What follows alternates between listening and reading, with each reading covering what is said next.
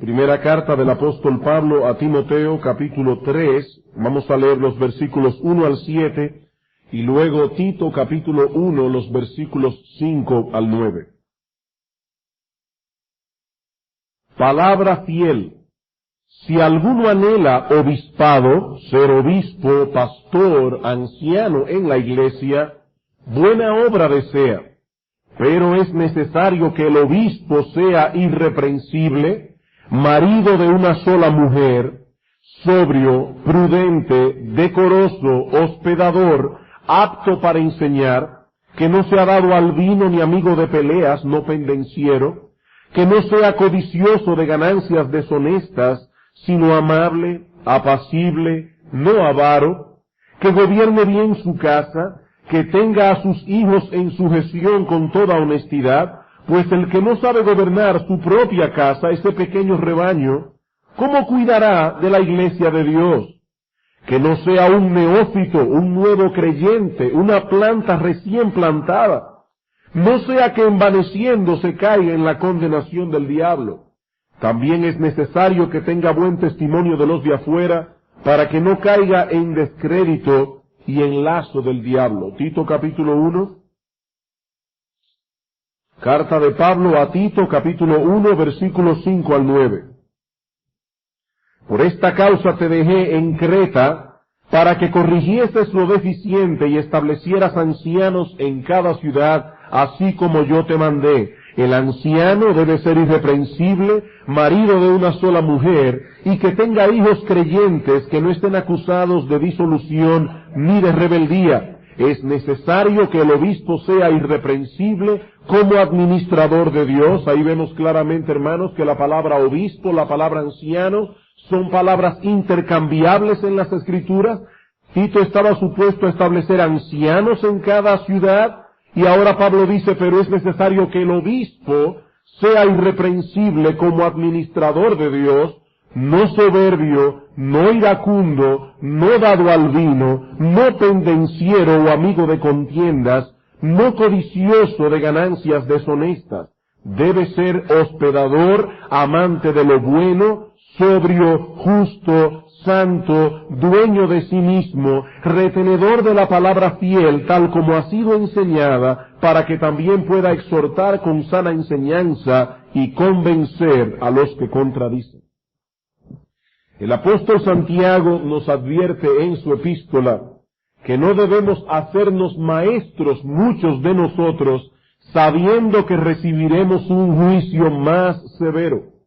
Por el papel que juega el ministerio pastoral en la vida de la iglesia, las Escrituras nos advierten que debemos ser muy cuidadosos a la hora de entrar en este oficio. No sea que nos encontremos usurpando un lugar en el que Dios no nos ha colocado y finalmente hagamos mucho mal al pueblo de Dios.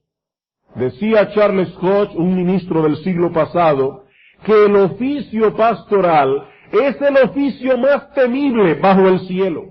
El ministro del Evangelio está llamado a ser un instrumento en las manos de Dios para la salvación de las almas, para la edificación del pueblo de Dios. La responsabilidad que pesa sobre los hombros de un ministro es enorme, sobre todo si tomamos en consideración, hermanos, el valor de las almas que han sido puestas a su cuidado. El Señor Jesucristo dijo en una ocasión, ¿de qué le vale a un hombre si ganare el mundo entero y perdiere su alma? Es tal el valor de un alma que el mundo entero, con todas sus posesiones, con todas sus riquezas, no pagaría el precio de una sola que se pierda. ¿De qué le vale a un hombre si gana el mundo entero y pierde eso tan valioso que es el alma? ¿Cuán grande es entonces la responsabilidad de los pastores, que deben velar por sus propias almas y por las almas de los otros?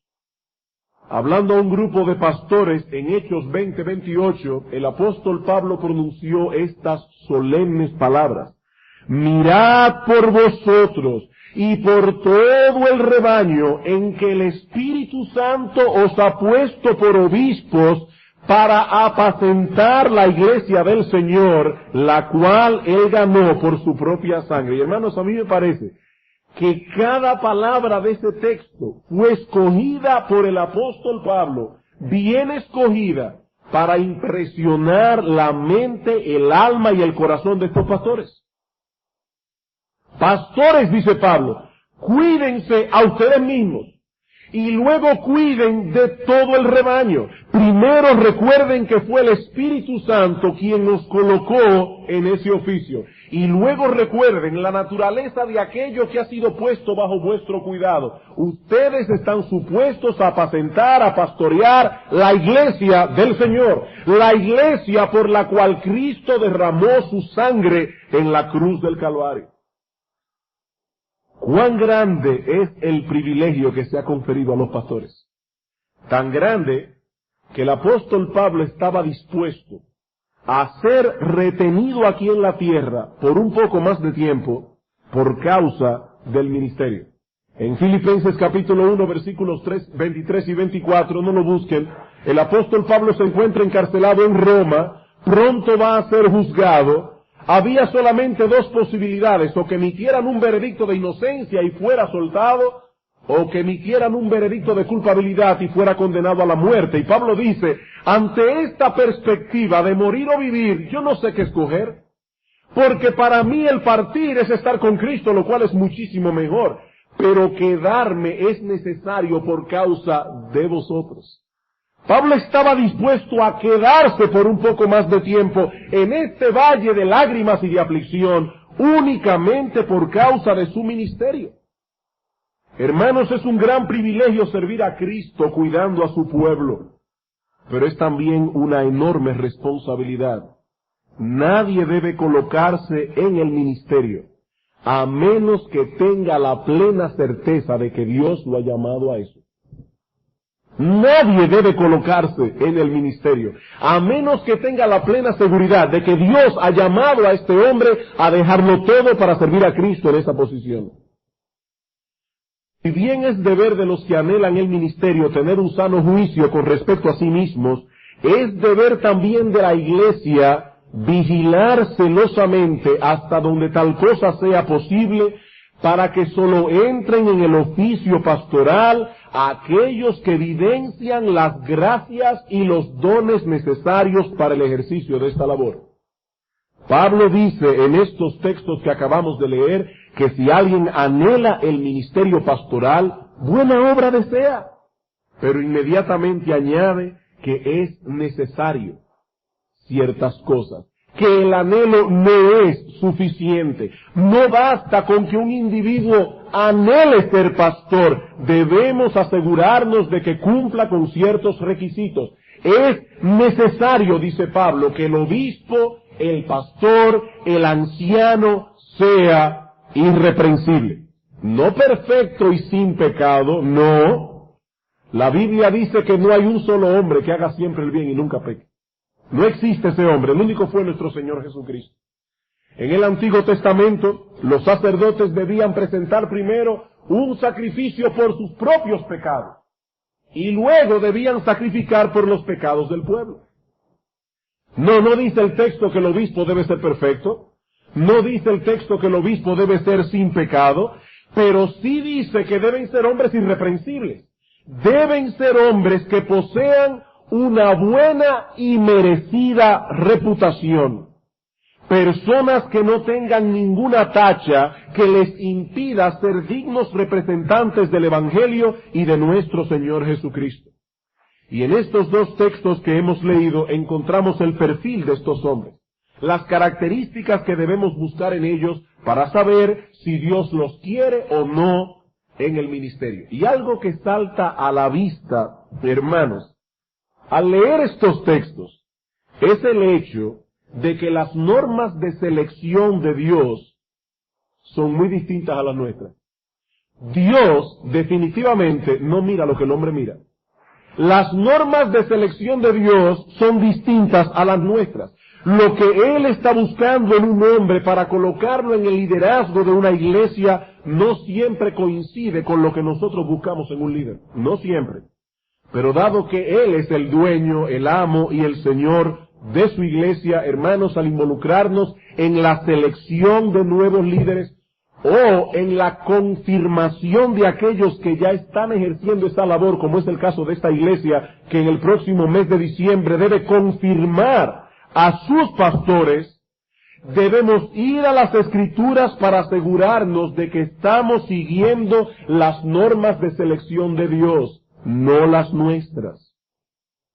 Y la única forma en que podemos estar seguros de que estamos fijando la vista en la misma persona que Dios está mirando es haciendo nuestra selección a la luz de estos dos textos claves de las Escrituras.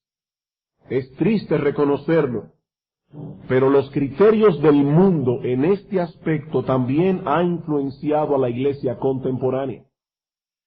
No siempre se escogen los hombres más piadosos, sino más bien los que tienen más impacto, los que tienen más presencia, los que tienen una mejor oratoria, o los que tienen un mejor currículum que presentar. Y a la luz de esos criterios erróneos, la iglesia está predispuesta a poner sus ojos en Eliab o en cualquier otro de los hijos de Isaí antes que llamar al pequeño David para ser rey sobre Israel.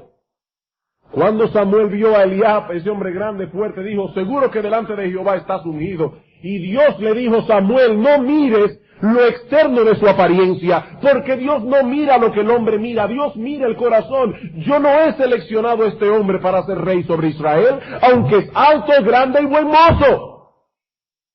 Dios había seleccionado a David. Ese es el criterio de Dios, un hombre conforme a su corazón. Hermanos, ¿cuáles son las características que debemos buscar al involucrarnos en la selección de aquellos que tendrán sobre sus hombros la tarea de pastorear la grey de Dios? En el sermón anterior vimos primeramente una cualificación general. Una cualificación general. No voy a entrar en esto otra vez porque ya lo vimos el domingo pasado, pero la cualificación general es esta. Solo los hombres pueden ser considerados como candidatos al ministerio pastoral.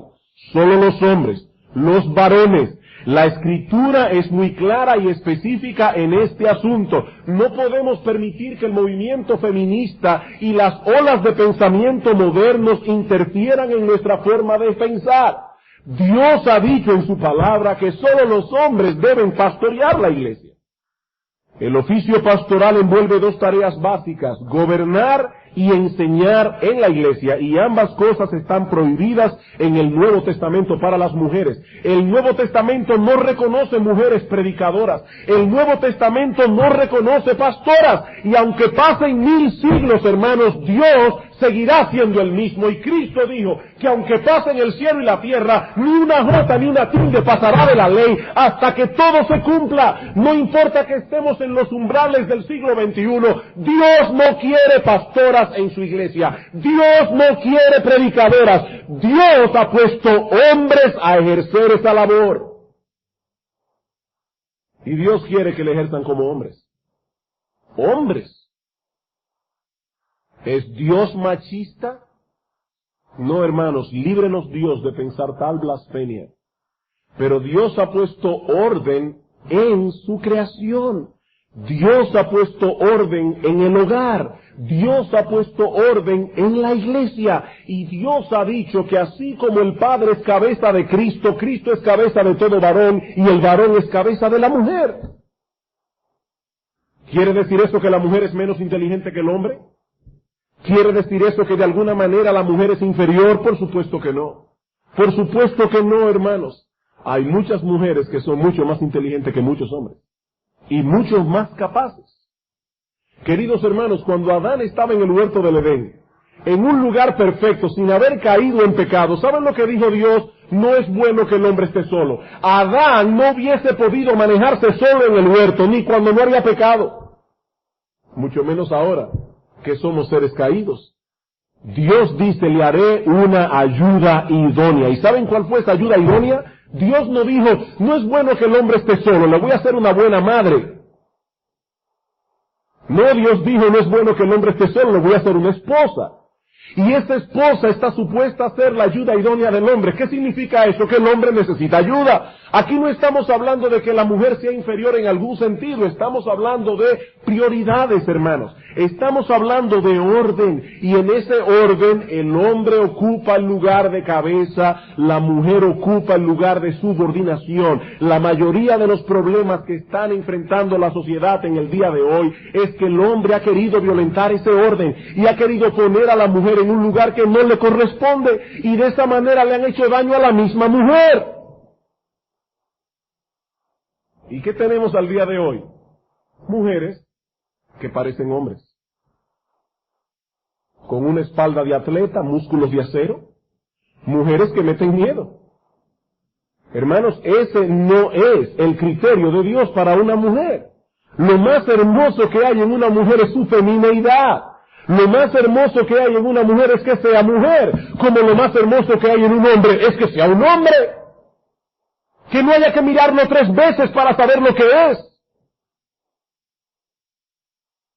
Dice el apóstol Pablo en 1 Timoteo capítulo 2, en el texto que leímos antes, dice la mujer, versículo 11, 1 Timoteo 2:11, la mujer aprenda en silencio con toda sujeción, porque yo no permito a la mujer enseñar en la iglesia, ni ejercer dominio sobre el hombre, sino estar en silencio. Es que Pablo era un machista. No, Pablo está escribiendo aquí inspirado por el Espíritu de Dios. Y el argumento que da en el texto, como vimos el domingo pasado, no fue un argumento cultural, fue un argumento teológico. Porque Adán fue formado primero, y después Eva. Y Adán no fue engañado, sino que la mujer siendo engañada incurrió en transgresión. ¿Qué sucedió cuando Eva quiso violentar el lugar de sumisión en el que Dios la había puesto? Que llevó a su marido a comer del fruto prohibido, y al Adán comer del fruto prohibido sumió a la humanidad entera en pecado. Eso sucede cuando la mujer ocupa un lugar que no le corresponde. Bien, hermanos, yo me siento tentado, pero no voy a caer en tentación. No voy a seguir ampliando este tema, ya lo vimos el domingo pasado. Pero luego de haber visto esta cualificación general, deben ser hombres, 1 Corintios 14, 33 al 34 también, pasamos a considerar las cualificaciones específicas del oficio pastoral. Las cualificaciones específicas del oficio pastoral. Pablo nos dice en ambos textos que el pastor, obispo o anciano debe ser irreprensible. Y esa irreprensibilidad ha de verificarse en ciertas áreas. Primero, a través de un hogar irreprochable. Segundo, a través de un carácter irreprochable. Tercero, capacidad evidente para enseñar. Cuarto, probada madurez cristiana. Quinto, un buen testimonio en general, incluyendo a los inconversos. La semana pasada, por causa del tiempo, nos circunscribimos a la primera de estas áreas. El pastor debe tener un hogar irreprochable. Se espera de los pastores que sean maridos de una sola mujer, hombres fieles a sus esposas, y que hayan dado muestras de que han sabido gobernar sus casas con firmeza, pero con ternura. Estos hombres tendrán la responsabilidad de manejar los asuntos que conciernen a la iglesia y deberán hacerlo con sensibilidad y con prudencia. Por tanto, es necesario que hayan dado pruebas de poseer esa sensibilidad y esa prudencia en el manejo de sus propios hogares. Pablo dice que un hombre que no sabe gobernar una casa con una esposa y 2 o 3 muchachos no puede ser obispo en la iglesia del Señor. Un hombre que no puede manejar esta iglesita pequeña, dice Pablo, ¿cómo cuidará de la iglesia de Dios? Alguien puede preguntar, pastor, ¿y qué sucede en el caso de un soltero? ¿Puede un hombre soltero ser pastor? Sí, la Biblia no lo prohíbe. La Biblia no lo prohíbe. ¿Cómo podemos evaluar esta característica en un hombre que al presente no tiene esposa ni hijos que cuidar? Hermano, debo recordar y repetir que este texto no nos dice que el pastor tiene que ser casado necesariamente, no.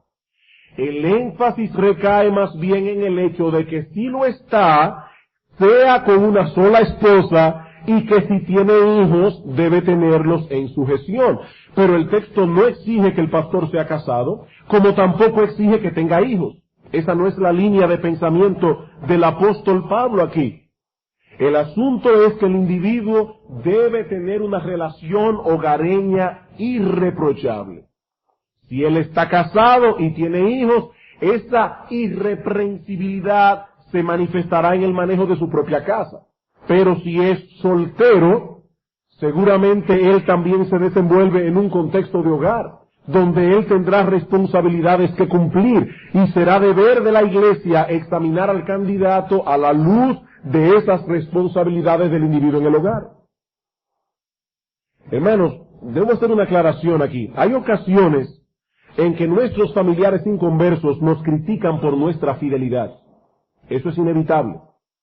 Pero debemos asegurarnos de que no sea por nuestra indiferencia hacia ellos o por causa de un comportamiento indebido. El Señor Jesucristo dice en Mateo 5:11 que somos bienaventurados cuando por su causa nos vituperen y nos persigan. Cuando por causa de Cristo digan todo mal contra nosotros, siempre que sea mintiendo. Si es mentira lo que dicen y nos atacan por nuestra conexión con el Señor Jesucristo, porque queremos hacer su voluntad, entonces somos bienaventurados. Pero esa bienaventuranza no alcanza a todos aquellos, escúchenme bien, jóvenes solteros, esta bienaventuranza no alcanza a todos aquellos que en nombre de la fe cristiana se han olvidado de que sus familiares existen. Se han olvidado de que ellos tienen un papel que cumplir para con sus padres. Son fuertemente criticados porque son indiferentes o por su falta de sensibilidad, de compasión y de ternura en el hogar. En este caso, lo que se está hablando mal de ellos no es mintiendo. No olviden, hermanos, lo que decíamos la semana pasada, la piedad que no afecta sensible y positivamente nuestra relación familiar no es la piedad que describe la Escritura. Personas que están envueltas en 50,000 ministerios en la iglesia y no se ocupan de su esposo, no se ocupan de su esposa, no se ocupan de sus hijos. Esa piedad no es bíblica. Esa piedad es falsa. Es falsa. Hermanos, la piedad de un hombre, dice Pablo, debemos buscarlo primero en su relación familiar, no en la iglesia, porque aquí todos en la iglesia nos portamos muy bien. Hay que preguntarle a los padres, hay que preguntar a los hermanos cómo se comporta ese individuo, porque es allí donde se ve su piedad. Pablo dice, quieren examinar a un hombre para saber si debe ser pastor, vayan a su casa primero, antes que cualquier otra cosa. No pregunten en la iglesia, pregunten en su casa. Muchas veces le he dicho a los jóvenes solteros aquí que cuando se estén fijando en una hermana, lo primero que deben hacer es ir a la casa a ver cómo se comporta ella con su papá y con su mamá, porque así mismo te va a tratar a ti después, cuando coja más confianza. ¿Cómo se comporta ella con sus padres? Hermanos, eso es importante. Hermana, eso es importante a la hora de escoger a un marido. ¿Cómo se comporta ese hombre en el contexto de su casa? Con sus padres, con sus responsabilidades. El hogar es primordial. Pero no solo se espera del pastor que sea irreprensible en su vida de hogar, sino también en su carácter. Y esta es la segunda área que vamos a estar tocando hoy. El pastor debe poseer un hogar irreprochable, pero también un carácter irreprochable. Un carácter irreprochable. Tanto en 1 Timoteo 3 como en Tito 1 vemos que hay ciertas virtudes que el pastor debe poseer, así como también hay ciertos vicios, ciertos patrones de conducta que no deben estar presentes en él. Ahora bien, debo hacer una aclaración aquí. Cuando hablamos de un vicio de conducta, un vicio en el carácter, nos referimos a una deficiencia que se manifiesta como un patrón en la vida de una persona. No estamos hablando de un asunto aquí allá aislado, estamos hablando de un patrón. Ahora, noten que estoy hablando de vicios de carácter. Porque hay pecados que aunque sean aislados, descalifican a un hombre. Yo estoy hablando de vicio en el carácter, no estoy hablando de inmoralidad. La inmoralidad descalifica a un hombre de inmediato, aunque es una sola vez. Pero cuando hablamos de un vicio en el carácter, estamos hablando de un problema, de una deficiencia que se manifiesta como un patrón. No es lo mismo que un individuo se aire en un momento de debilidad a que una persona sea iracunda. No es lo mismo. Un siervo de Dios es susceptible a airarse pecaminosamente en un momento dado, bajo una circunstancia inusual. Eso no lo justifica, pero eso puede suceder. Ahora, eso no quiere decir que este individuo es un pendenciero, peleón, un pleitero, un hombre de carácter irascible y contencioso. Una persona así no debe estar en el ministerio. El ministro debe tener un carácter irreprensible. ¿Y eso qué significa? Bueno, significa que él debe tener ciertas virtudes y que no debe tener ciertos vicios. ¿Cuáles son esas virtudes que deben estar presentes en el ministro del Evangelio? Hermanos, vamos a tomar todas las cualificaciones que Pablo da aquí, positivas, y vamos a resumirla en 3, y así va a ser más fácil para poder estudiarlas. ¿Cuáles son las virtudes que debe tener un pastor? Básicamente 3. Un carácter sobrio, un corazón amante y generoso, y una conducta gentil. Repito, un carácter sobrio, un corazón amante y generoso, y una conducta gentil. Veamos estos 3 conceptos uno por uno. En primer lugar, los pastores deben tener sobriedad. Pablo usa varias palabras en ambos pasajes para describir esta virtud. Nos dice que el pastor debe ser sobrio, prudente y decoroso. Y más adelante en Tito 1, vuelve a mencionar la sobriedad y luego añade que sea amante de lo bueno, justo, santo y dueño de sí mismo. Todas estas cosas podemos enmarcarlas dentro del concepto de sobriedad. Ahora, ¿qué significa ser sobrio? Bueno, la palabra sobrio significa literalmente alguien que no está siendo controlado por el vino. Alguien que no es controlado por el vino. Pero en el Nuevo Testamento tiene un sentido más amplio. Significa moderado, equilibrado, calmo, cuidadoso, firme, sin excesos, que posee autocontrol. Todo eso está incluido en la palabra sobrio. Se trata de una persona que está siempre en sus cabales, en control de sí mismo, en control de sus deseos. Una persona sobria puede tener un buen sentido del humor. No es que el individuo siempre anda por ahí con una cara de machete, que nunca se ríe. No, esa no es la idea. Este individuo puede tener un buen sentido del humor. Pero este individuo, porque es sobrio, él sabe cuándo es tiempo de reír y sabe cuándo es tiempo de llorar. Se trata de un hombre que tiene suficiente dominio de sí mismo, de sus propios sentimientos y emociones, como para actuar por principios y no por sus pasiones o por los dictados de su corazón. ¿Recuerdan ustedes, hermanos, aquella historia cuando el Señor Jesucristo llegó a la región de Gadara y se encontró allí con un hombre que estaba endemoniado? Dice la Biblia que este hombre no tenía control de sí mismo. A veces se echaba en el fuego, a veces se echaba en el agua, se hacía daño a sí mismo contra las peñas, pero vino el Señor Jesucristo, le sacó los demonios, y dice la Escritura que cuando la ciudad de Gadara vino allí, encontró que el hombre estaba sentado, oyendo a Cristo, y en su cabal juicio. La palabra que Reina Valera traduce como cabal juicio es la misma palabra griega que Pablo usa en 1 Timoteo 3 y Tito 1 para describir la sobriedad. Es un individuo en su cabal juicio. Esta sobriedad se manifestará de diversas maneras, por eso Pablo usa varias palabras. Por ejemplo, Pablo dice en nuestro texto que este hombre es prudente, es sensato. Él posee un sano juicio. Alguien ha dicho que ser prudente es tener un sentido común santificado. Hermanos, no todo el mundo tiene sentido común. el pastor, más que cualquier otra persona, debe tener un sentido común santificado. Él debe saber lo que es apropiado en un momento y lo que no es apropiado en otro momento. Debe tener sentido común. El pastor debe tener la capacidad de observar todas las cosas y de juzgar con objetividad. Él debe ser capaz de levantarse por encima de sus propios sentimientos y prejuicios. Y así podrá hacer una evaluación objetiva y justa de las cosas.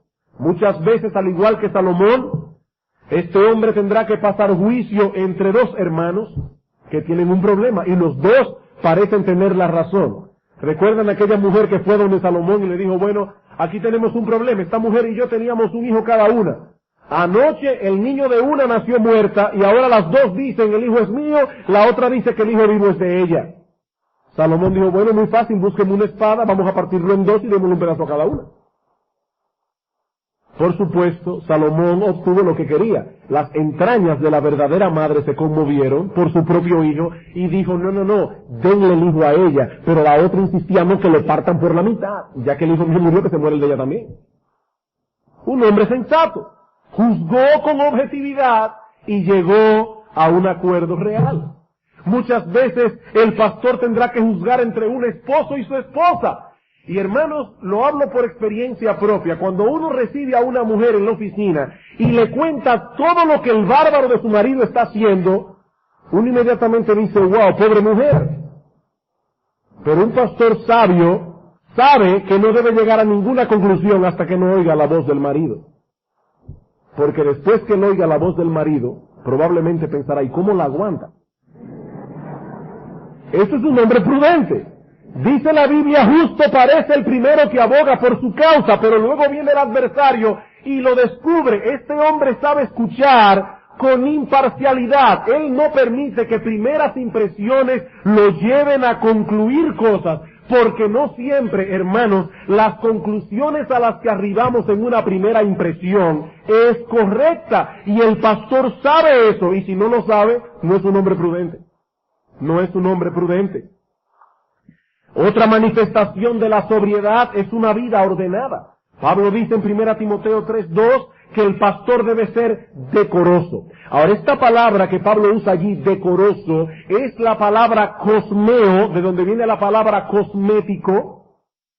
¿Y para qué usan las mujeres el cosmético? Para arreglarse. La palabra cosmeo significa básicamente ordenado o sistemático. El pastor debe ser ordenado y sistemático. Se trata de una persona que tiene su mente en orden y consecuentemente su vida se mueve en el marco del orden, no del caos. Alguien ha dicho que el ministerio no es un lugar para un hombre cuya vida es una continua confusión de planes que nunca concluyen y de actividades no organizadas. No, el ministerio no es lugar para ese tipo de personas. Este hombre mueve su vida por principios, no por instintos, no por las circunstancias. Esta característica es imprescindible si de veras queremos cumplir con todas nuestras obligaciones satisfactoriamente. Y también debo decir que es una de las más difíciles de lograr. El pastor tiene que aprender a manejar muchas presiones a la vez, muchas cosas que llaman su atención al mismo tiempo. Y por lo tanto, él debe tener mucha sabiduría para mantener en orden su lista de prioridades. Lo primero, lo otro después. Es probable que cuando el pastor ponga en orden su lista de prioridades, algunos en la iglesia lo van a tildar de indolente. El pastor debería estar en la cárcel predicando. Debería estar en los hospitales. Sí, pero es que somos una sola persona. Yo no puedo estar en la cárcel, en los hospitales, en la iglesia y todo al mismo tiempo. Y algunos juzgarán al pastor de indolente porque es ordenado. Pero si no se ordena, terminará descuidando aspectos esenciales de su vida que tarde o temprano lo descalificarán. Entonces ya no tendrán un pastor en la cárcel, no lo tendrán en ningún sitio. Digo, en la cárcel visitando, no preso. Hermanos, nuestro Señor Jesucristo era misericordioso y compasivo, de tal manera que él era sensible a las necesidades de la gente, pero las necesidades de la gente no hacían su agenda. Dice en Marcos capítulo 1, versículos 32 al 38, que el Señor Jesucristo se encontraba en la casa de la suegra de Pedro, sanando a muchas personas. Dice que toda la ciudad se golpeó a la puerta, llevándole enfermos de todo tipo. En la noche el Señor Jesucristo se fue a descansar, y cuando vino la mañana se levantó bien oscuro y se fue a un lugar desierto a orar. Los apóstoles lo encontraron y le dijeron: Señor, todos te buscan. Allí está otra vez el pueblo, trayendo enfermos. Ellos quieren que tú los sanes. ¿Saben lo que le dijo el Señor? Lo siento, pero yo he venido a predicar en otros lugares el evangelio de la salvación, en otras palabras. El Señor tenía su agenda. Si el Señor se quedaba en esta casa sanando enfermos, nunca hubiese podido cubrir todo el territorio de Israel predicando la palabra de Dios, porque los enfermos nunca terminan. El Señor tenía su agenda. En Hechos capítulo 18 se dice lo mismo del apóstol Pablo. En el versículo 19 al 21 dice que el apóstol Pablo está en un lugar predicando la palabra en la ciudad de Éfeso, si no recuerdo mal. Y dice la palabra que las personas de Éfeso le pidieron a Pablo que se quedara más tiempo predicando la palabra allí. Y Pablo dijo: lo siento, es necesario que yo esté en tal fecha en Jerusalén. Pablo tenía una agenda que cumplir. Hermanos, el pastor se mueve diariamente entre una enorme cantidad de asuntos que requieren su atención. Él debe cuidar su propia vida espiritual, él debe cuidar a su familia, él debe continuar creciendo en todo aquello que pueda contribuir a una mejor realización de su tarea pastoral. Debe leer buenos libros continuamente, no solo los que tienen que ver con su sermón, sino con muchas otras cosas. A todo eso se le suma el cuidado de la grey, lo cual implica preparación de sermones, consejería pastoral, visitas pastorales, visitas a los enfermos, preocupación por los hermanos que están en necesidad. Y todo esto, hermanos, sin olvidar que él no es un ángel desencarnado. Sin olvidar que él tiene un cuerpo que cuidar, ya que ese es el instrumento a través del cual hemos de servir al Señor. Un hombre de Dios del pasado murió bien joven, y estando en agonía dijo: el Señor me dio un mensaje que comunicar y un caballo. Yo llevé el mensaje, pero maté el caballo. El caballo era el mismo. Mató al caballo, no le dio descanso. Hace mucho tiempo recuerdo a un pastor amigo mío que se encontró con un pastor de otro grupo de cristianos, y esos hermanos de otra iglesia no creen que un pastor debe tomar vacaciones. Ellos piensan que el pastor debe seguir trabajando todo el tiempo sin parar. Y este pastor le decía a este otro pastor: mira, tal o cual día voy a estar fuera porque voy a estar de vacaciones. Y este hombre se alarmó y le dijo: ¿cómo de vacaciones? Los pastores no deben tomar vacaciones, porque los pastores están luchando contra el diablo y el diablo no descansa. Digo: sí, pero él tampoco se cansa, le dijo el otro. Y yo: sí. Esto es sabio, hermanos. Tenemos que cuidar el cuerpo que el Señor nos ha dado. Ahora, si un hombre no sabe moverse en un marco de orden, tarde o temprano sufrirá un colapso en algún área. O descuidará su vida espiritual, o descuidará su familia, o descuidará su salud, y en cualquiera de esas áreas su ministerio se irá a pique. El pastor debe ser sobrio, debe ser ordenado. En Tito 1:8 encontramos otras cualidades más que podemos englobar en esta categoría de sobriedad. Pablo dice en Tito 1:8 que el pastor debe ser hospedador, eso lo veremos luego, pero dice amante de lo bueno, sobrio, justo, santo y dueño de sí mismo. Pablo dice que este hombre debe ser amante de lo bueno. Esto significa que para los demás es evidente que sus afectos, los afectos del pastor, descansan en aquellas cosas que Dios aprueba. Es imposible ser amante de lo bueno si no somos sobrios, si no somos controlados, porque el pecado todavía mora en nosotros y tristemente debemos reconocer que hay muchas cosas que no son buenas, las cuales atraen nuestra atención, y a menos que le pongamos un freno, seremos atrapados por esas cosas. El pastor debe ser un hombre amante de lo bueno. Debe ser justo, imparcial, equitativo. Debe ser santo, con suficiente discernimiento espiritual para saber distinguir, para saber trazar una línea demarcatoria lo suficientemente clara como para librarse de los pecados propios de esta generación. Este hombre debe tener discernimiento entre el bien y el mal. Finalmente, Pablo nos dice que este hombre es dueño de sí mismo. Dueño de sí mismo. Esta palabra es usada también por Pablo en 1 Corintios 9:25 para hablarnos de un atleta que dirige toda su vida hacia una meta bien definida. Y recuerden, hermanos, que en la época del apóstol Pablo el atletismo era algo muy importante. Los griegos le daban mucha importancia a los deportes. Y estos hombres que corrían en las competencias de atletismo se privaban de muchas cosas con tal de mantener sus cuerpos en forma para poder obtener esa corona de laurel que le ponían en el monte Olimpo, de donde vienen las Olimpiadas. Toda la vida de estos hombres era ordenada y organizada a la luz de esa meta. Tal vez querían dormir un poco más, pero había que levantarse temprano para hacer ejercicio. Tal vez querían comerse un buen plato de postre, pero no podían porque tiene mucha caloría y ellos tenían que mantener su cuerpo en orden. Ellos lo hacían todo a la luz de esa meta que querían alcanzar. Pablo dice, el cristiano debe hacer lo mismo, y sobre todo un pastor. Sus apetitos corporales, su tiempo, cada una de las habilidades que Dios le ha dado deben ser manejadas a la luz de la eternidad y de la gloria de Dios. Esa es la meta del pastor. Esto es, hermanos, lo que significa poseer un carácter sobrio. Todas esas cosas juntas. Alguien ha resumido todo esto de la siguiente manera.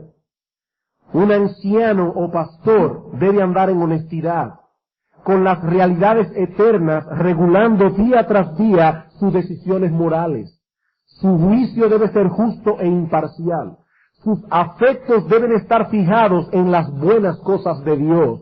Debe guardarse sin mancha del mundo. Debe tener una mente definida que solo persigue alcanzar la gloria de Dios en su vida. Debe ser alerta y genuino espiritualmente hablando. Queridos hermanos, este hombre, el pastor, ha sido llamado a dirigir los asuntos que tienen que ver con la expansión del reino de Dios y con el cuidado de su pueblo. Él se verá envuelto en establecer políticas, en tomar decisiones importantes, en decidir entre varias opciones.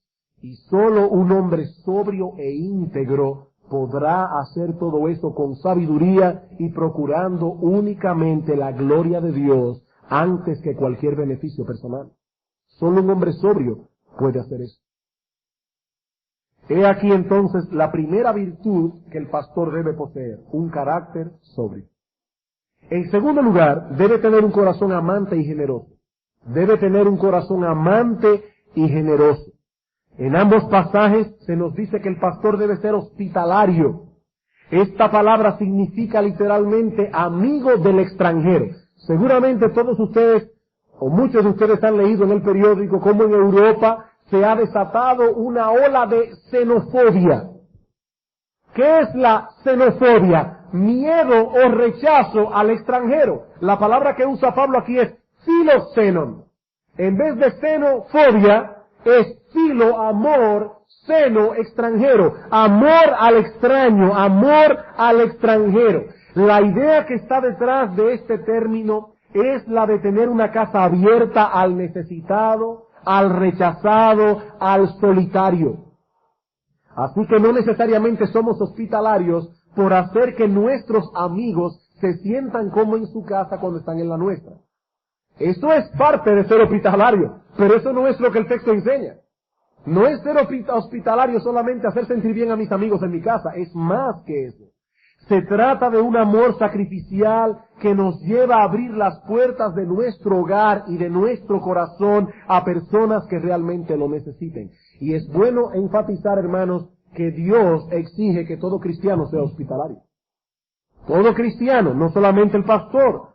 No tengo tiempo para buscar ahora, pero pueden verlo en Romanos 12:13, en Hebreos 13:2 y 1, y otros textos más. Primera de Pedro 4:9. Pero si eso ha de ser una realidad en la vida de los creyentes, ¿cuánto más no deberá serlo en la de aquellos hombres que han sido llamados a tomar sobre sus hombros el cuidado de la grey de Dios? Es cierto que hay otros principios de prudencia que han de ser tomados en cuenta a la hora de abrir nuestro hogar de ese modo. Los pastores no están llamados a perder la privacidad de su casa. Los pastores no están llamados a hospedar cualquier persona que toque a su puerta pidiéndole pasar la noche si uno no sabe ni siquiera quién es. Como tampoco tienen que hacerlo los cristianos en sentido general, hay una serie de principios de prudencia que deben ser tomados en cuenta. Pero esos principios de prudencia no deben hacernos perder de vista cuál es el corazón que está detrás de este requisito.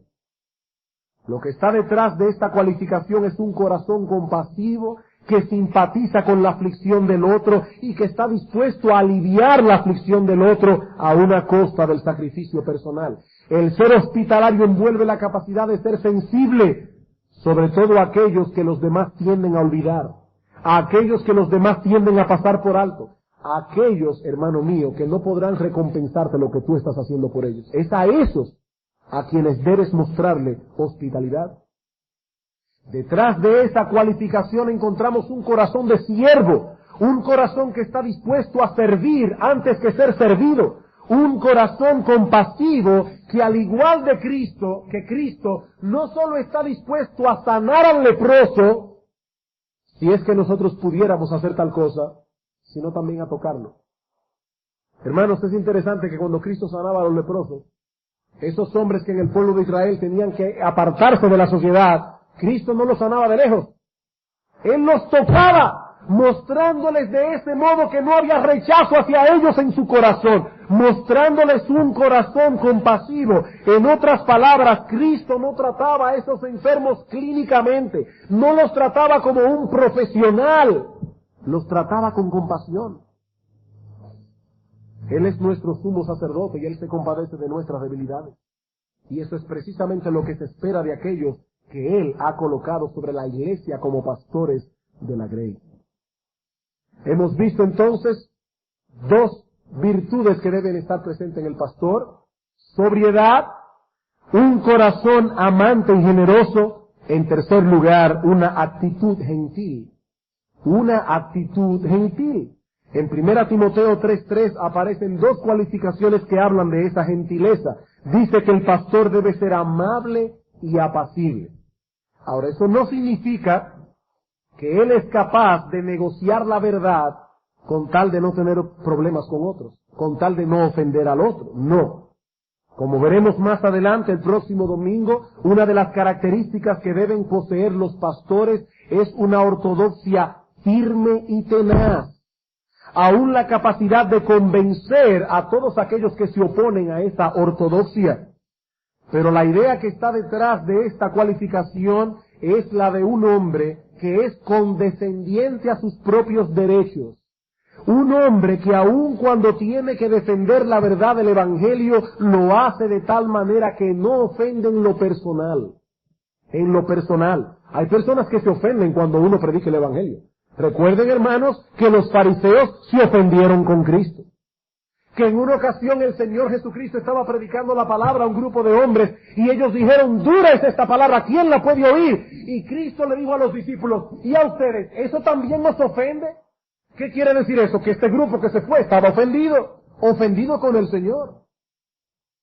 Pero una cosa es ofenderse con la verdad que uno predica y otra cosa es ofenderse porque hemos atacado en lo personal a la persona.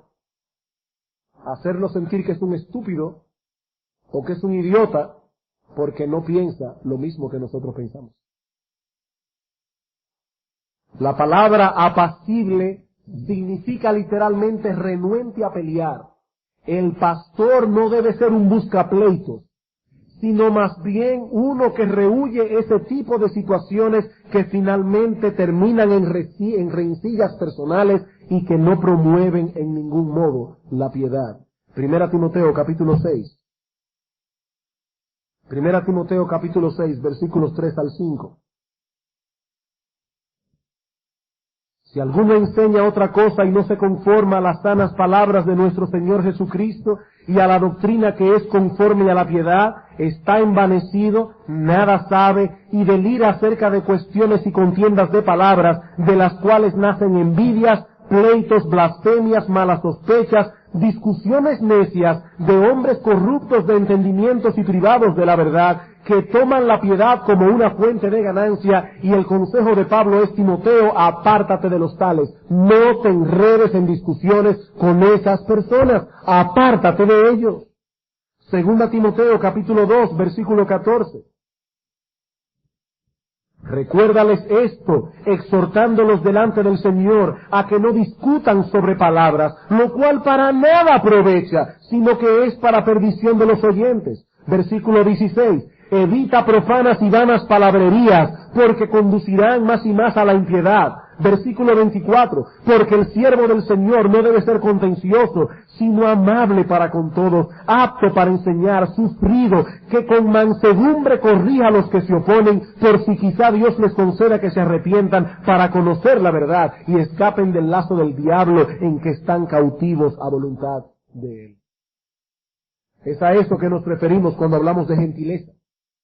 Ahora, usamos la palabra gentileza porque en cierto modo encierra todas las demás. ¿Qué dice Pablo en Filipenses 4:5? Vuestra gentileza sea conocida por todos los hombres, el Señor está cerca.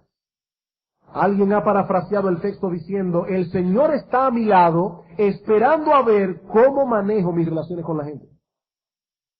Hermano, cuando salgas de aquí, recuerda esto: el Señor está cerca, mirando cómo tú te relacionas con los demás. Vuestra gentileza sea conocida por todos los hombres. Hendrickson dice que ser gentil es ser una persona dispuesta a ceder, a ser razonable, es tener un gran corazón, es ser cordial, ser considerado. He aquí las 3 características positivas que revelan una conducta irreprochable. Sobriedad, un corazón amante y generoso, una actitud gentil. Yo pensaba entrar a considerar el primero de los vicios en esta mañana, pero ya el reloj se me ha ido más rápido que yo, así que voy a dejar este vicio para esta noche. Pero hermanos, no he concluido. Estoy diciendo voy a pasar por alto algo del sermón para poder llegar al final a tiempo. He aquí, hermanos, algunas de las características que definen lo que es un carácter irreprensible. Esta tarde examinaremos las que restan en el texto, pero quisiera ahora, a modo de conclusión, traer algunas aplicaciones prácticas que nos conciernan a todos como iglesia. Estamos estudiando un texto en el que se nos habla de las cualificaciones ministeriales, y alguien puede estarse preguntando: ¿qué repercusiones prácticas tienen estas cosas para nosotros como congregación? Yo no pienso ser pastor. ¿Qué tiene eso que ver conmigo? Aunque los pastores aquí presentes, y en esta mañana solo somos 2, porque uno está fuera de la ciudad, aunque los pastores aquí presentes debemos poner cuidadosa atención a todo esto que se ha dicho, ya que este texto se dirige primeramente a nosotros, aunque debemos examinar concienzudamente nuestras vidas a la luz de estas cualificaciones, lo cierto es, hermanos, que este texto pone un peso en todos nosotros como iglesia. En primer lugar, porque es responsabilidad de la iglesia involucrarse en la selección de sus líderes. Y por lo tanto es responsabilidad de la iglesia, como decíamos al principio, asegurarse de que solo ocupen esa posición aquellos que están cualificados para ello. Queridos hermanos, no permitamos nunca como congregación que la necesidad de tener más pastores nos lleve a rebajar los estándares bíblicos. El Señor dijo en una ocasión que la mies era mucha y que los obreros eran pocos. Hermanos, esto siempre ha sido así, pero ahora Pablo nos dice que es necesario que los ministros posean ciertas características. Si son pocos los obreros, no aumentemos el número pasando por alto las normas divinas de selección. Y en ese sentido hay dos errores que debemos evitar como iglesia. Por un lado, el error de sobrecualificar el ministerio de tal manera que nadie puede entrar en él. Sobrecualificar el ministerio de tal manera que nadie puede entrar en él. Ya sea añadiendo algunas cualificaciones a la lista, eso lo veremos el domingo próximo, o teniendo una expectativa irreal que no toma en cuenta el hecho de que estamos haciendo una selección entre hombres que todavía no están glorificados, hermanos. No estamos glorificados y tenemos que ser realistas. Pero por el otro lado, debemos evitar el error de subcualificar el ministerio por el temor de que si seguimos esa norma de selección de Dios, nos quedaremos sin pastor. Queridos hermanos, estos dos extremos deben ser evitados. No estamos buscando hombres perfectos y sin pecado, pero estamos buscando hombres irreprensibles, hombres que posean una buena y merecida reputación. No solo tienen una buena reputación, sino que la merecen. Estos son los hombres que deben ser colocados en el ministerio. Y hermanos, si nosotros amamos la iglesia de Cristo, mientras Dios nos dé vida, no permitamos que entren en el ministerio pastoral personas que no deben estar allí.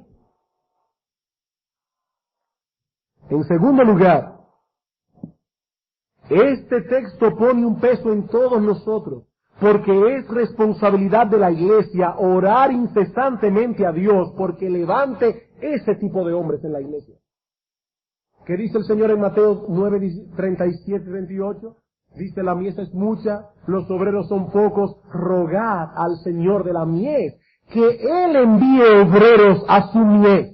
Cuando el Señor nos dice en ese texto que debemos rogar al Señor de la mies para que envíe obreros a su mies, es en ese tipo de hombres que Él está pensando, en ese hombre que Pablo retrata en 1 Timoteo 3 y Tito 1. Debemos rogar al Señor que envíe esa clase de hombres a su iglesia, que levante ese tipo de hombres en medio nuestro. Hermanos, debemos orar incesantemente al Señor que levante esos hombres en la iglesia. Los hombres que cumplen lo que Pablo dice en 1 Timoteo 3 y Tito 1, aún dentro de sus imperfecciones. Y finalmente, hermanos, tercera y última aplicación. Este texto pone un peso en todos nosotros, porque es responsabilidad. Hermanos, escuchen esto con mucho cuidado. Es responsabilidad de la iglesia proveer este tipo de hombres. Es responsabilidad de la iglesia proveer ese tipo de hombres. Queridos hermanos, ¿de dónde van a salir los hombres que llenen esos estándares? ¿De dónde? Sabemos que no van a salir del mundo.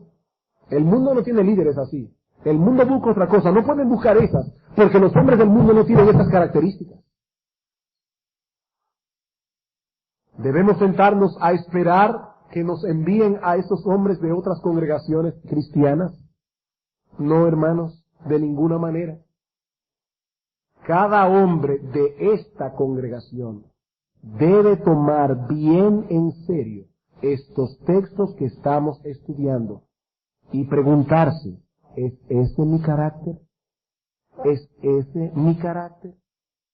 Ese es el carácter que está supuesto a exhibir todo creyente, sea pastor o no, sea hombre o mujer.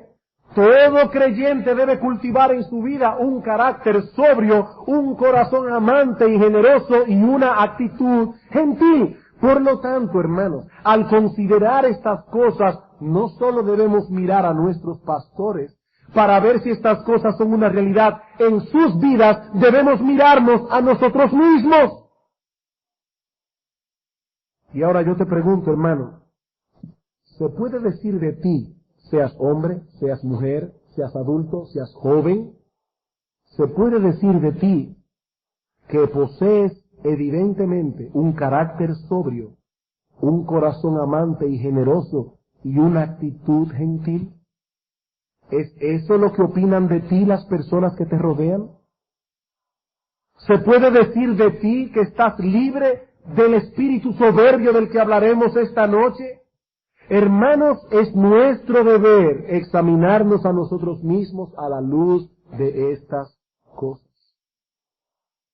Y oremos al Señor que conceda a su iglesia el poseer pastores que sean conformes a esa norma, pero también oremos al Señor que nos provea de miembros en la iglesia que estén luchando continuamente y en dependencia de Dios porque estas cosas sean una realidad en sus vidas. ¿Saben por qué? Porque es de esos miembros de donde saldrán otros pastores. Es a esos miembros que el Señor usará para fortalecer a su iglesia, aunque no sea como pastores. No todos los hombres fieles deben ser pastores, pero todos los hombres deben procurar y luchar por ser fieles.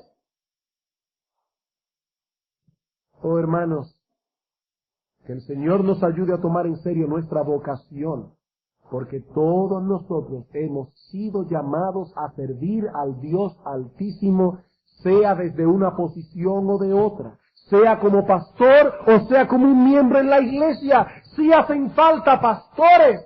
Hermanos, hacen falta hombres que puedan ayudarnos a llevar la carga del ministerio. Hacen falta pastores. Pero ¿saben qué hacen falta también? Hacen falta también hombres y mujeres que siendo miembros de la iglesia, simples miembros de la iglesia, brillen por su fidelidad a Dios y al Evangelio. Y debemos orar que Dios nos provea tales hombres y tales mujeres. Porque es con esos hombres y mujeres que nosotros vamos a llevar adelante la iglesia de Cristo y las puertas del Hades no prevalecerán contra ella. Vamos a orar.